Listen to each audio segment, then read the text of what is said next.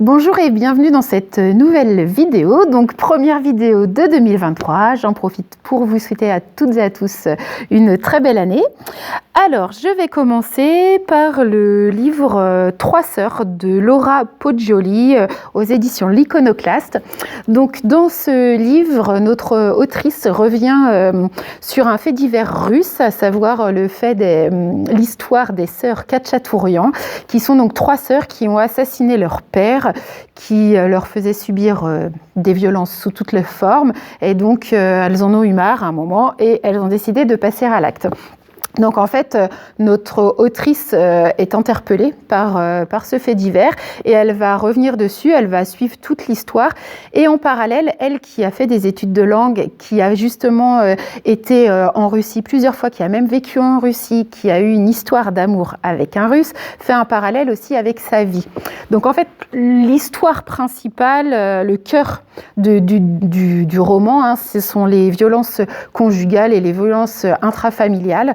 Et en fait, elle revient sur un proverbe qui est le fondement des relations homme-femme en Russie, qui dit que si un homme te bat, c'est qu'il t'aime. Donc à partir de là, les femmes sont complètement enfermées là-dedans et les hommes ont une espèce de, ont carrément un pouvoir. Et donc elle décrit en fait comment les sœurs Khatchatourian vont devenir un peu un symbole justement de la non-action à la fois des autorités mais aussi des citoyens en fait, parce que tout le monde cautionne un peu ça, hein. Là on le voit très bien dans le livre par rapport à la grand-mère donc de nos trois sœurs là qui même elle fait un peu subir en fait des violences à sa belle-fille et à ses petites filles. J'ai trouvé que c'était très très bien fait et en fait moi ce qui m'a beaucoup plu c'est qu'elle revient aussi sur des sujets comme le harcèlement de rue, où en fait elle fait une comparaison avec la France, où elle dit qu'elle ne s'est jamais autant sentie en insécurité par exemple qu'en France, qu'en Russie elle n'a jamais eu ce sentiment-là, et elle revient sur des histoires justement où étudiantes un peu saoules, ce sont des hommes inconnus qui l'ont ramenée chez elle, mais il n'y a jamais eu de problème, alors qu'en France elle a beaucoup plus connu ça, mais par contre dans tout ce qui est vie privée, les hommes avaient tout le pouvoir. Et elle fait aussi des liens avec l'histoire du pays par rapport à ces différents chefs de gouvernement qu'ils ont eu, hein, des hommes principalement, des patriarches, et comment en fait ça a pu aussi influencer la construction de la société et donc suivre un homme et tout accepter de sa part. C'est vraiment très bien et donc ça aborde aussi le sujet de la légitime défense et tout. Vraiment, mais un très bon premier roman que je vous invite à découvrir. Dans son livre, elle fait aussi référence à un documentaire qui est toujours disponible sur Arte, justement, qui s'appelle Russie, SOS Femmes en danger. Et je vous invite aussi à le visionner. Je trouve que c'est vraiment complémentaire du livre. Et voilà, donc à découvrir. Le deuxième livre dont je voulais vous parler, c'est Attaquer la Terre et le Soleil de Mathieu Bellesi aux éditions du Tripode. Il a eu le prix littéraire du Monde 2022. Ici, on se retrouve donc à la moitié du 19e siècle, en fait au moment de la colonisation de l'Algérie. Donc on va suivre à la fois les colons soldats mais aussi les colons agriculteurs et en fait pendant tout le long du roman on a deux voix donc qui nous racontent cette histoire. D'un côté on a un soldat donc qui est aux ordres plutôt d'un capitaine complètement fou, complètement obnubilé par le pouvoir. Et donc ce soldat a un regard assez critique sur les ordres qu'il reçoit et surtout sur la façon de faire et tout. Donc les scènes de guerre sont très sanglantes, hein, vraiment. On sent que les hommes, ils sont un peu, ils sont complètement sous l'influence. Là, ils réfléchissent plus. Et alors, on voit aussi qu'ils sont complètement imbibés d'alcool, hein. Il y a l'importance de la gnôle de France, un peu. Ils sont un petit peu chauffés, pardon, l'expression, mais voilà, pour aller au combat. Et en fait, c'est sans limite en termes de violence, que ce soit envers les hommes, envers les femmes, et même envers les animaux. Mais je trouve que ça raconte aussi bien comment qu'est-ce qu'était la colonisation. Et de l'autre côté, l'autre personnage principal, c'est Séraphine, qui est donc femme d'un colon agriculteur. Et eux, on voit qu'ils ont donc tout laissé en France pour un peu un nouvel Eldorado, un peu comme on pouvait avoir par rapport à l'histoire des États-Unis, tous les colons, les pionniers là qui sont partis. Et en fait, on leur avait promis donc une vie riche. Et au final, ils sont confrontés face à plein de difficultés. Déjà, le changement de climat, le soleil, cette terre qui est dure aussi à labourer. Et puis, en fait, il y a aussi la violence reçue par les habitants du pays, puisqu'ils ne sont pas accueillis, puisqu'ils sont en position de colons. Donc, ils se retrouvent un peu enfermés dans des villages, là, où il n'y a plus trop de liberté.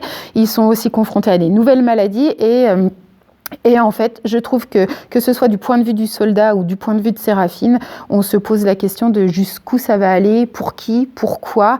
Et vraiment, je trouve que c'est très intéressant puisque c'est un pan de notre histoire qu'on évoque très peu. Quand on parle de l'Algérie, on parle plus de la décolonisation. Donc, ça nous apporte ça. Et puis je trouve que ça aussi amène une réflexion très actuelle sur le sens de la guerre, d'aller conquérir de nouveaux territoires. Et voilà. Et donc, à quel prix, en fait?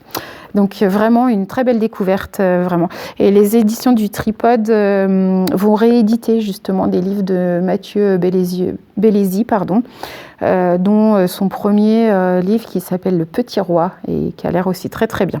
Voilà. Et puis, encore un clin d'œil donc, aux couvertures qui sont toujours très belles au Tripode et qui illustrent vraiment le contenu. Là, on a vraiment le jaune de la chaleur, le rouge du sang. Voilà. Donc, même si c'est pas très drôle, c'est quand même à lire. Ah oui, ici, j'ai oublié de parler de la façon dont c'était écrit. Il y a une recherche au niveau du vocabulaire qui fait un peu vocabulaire d'époque, vraiment. Et en plus, il y a aussi un jeu au niveau de la ponctuation où il y a plus de majuscules, il y a plus de points. En fait, on ne sait plus quand est-ce qu'on doit reprendre notre souffle dans la lecture. Et en fait, on a l'impression d'être à la place de nos personnages là, qui courent après quelque chose sans s'arrêter. Et on a l'impression que ça va... voilà, c'est ça. Donc la fin ne va jamais arriver. Voilà. Et pour terminer, je voulais vous parler de L'île haute de Valentine Gobi, donc aux éditions Actes Sud. Valentine Gobi, moi, c'est une auteure que je suis depuis de nombreuses années. Mon premier souvenir avec elle, c'est Kinderzimmer, donc qui est paru en 2013 et qui parlait des camps de concentration de femmes. Donc c'était vraiment autour des femmes, de la maternité. C'était très très beau, très émouvant. Et après, il y en a eu plein d'autres que j'ai beaucoup aimés. Je retiens aussi beaucoup Un paquebot dans les arbres ou encore Muren.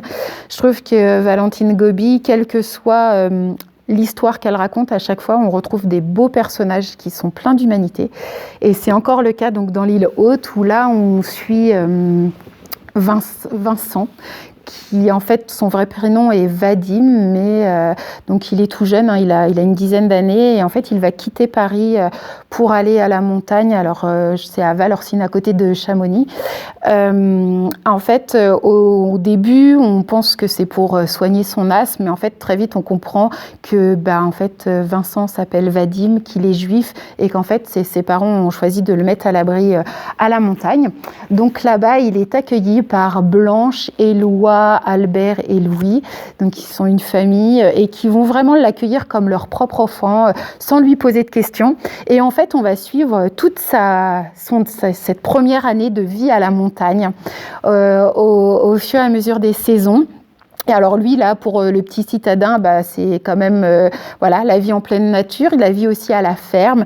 Et ce qui est vraiment quelque chose de très joli, c'est que Vadim met des couleurs à tous les nouveaux mots qu'il trouve et il est admiratif, oui, justement, de toutes les nouvelles couleurs que la nature lui offre. C'est magnifique. On en oublierait presque le contexte en fait du reste du pays et du reste du monde même. Voilà, sauf qu'à un moment, malheureusement, l'histoire rattrape l'histoire de notre petit Vadim. Je vous en dis pas plus, mais c'est très beau. Alors oui, on a encore plein de personnages attachants, comme dans les autres histoires. Il va se lier d'amitié avec une petite fille, la Moinette, qui est super, qui est un peu espiègle, mais qui va lui faire plein de découvertes. Et c'est aussi, oui, les premiers sentiments amoureux, Ouais, vraiment un très gros coup de cœur pour Valentine Gobi, une fois de plus. C'est une belle histoire. Voilà. Donc, je profite de cette vidéo pour vous annoncer le prochain rendez-vous Et nous liserons qui se tiendra le samedi 4 février à partir de 10h30. Donc, qui dit février dit Saint-Valentin. Donc, nous parlerons d'amour, mais d'amour sous toutes ses formes. Voilà. Et puis, vous pouvez très bien venir parler d'autres choses. Écoutez, je vous dis à très bientôt. Au revoir.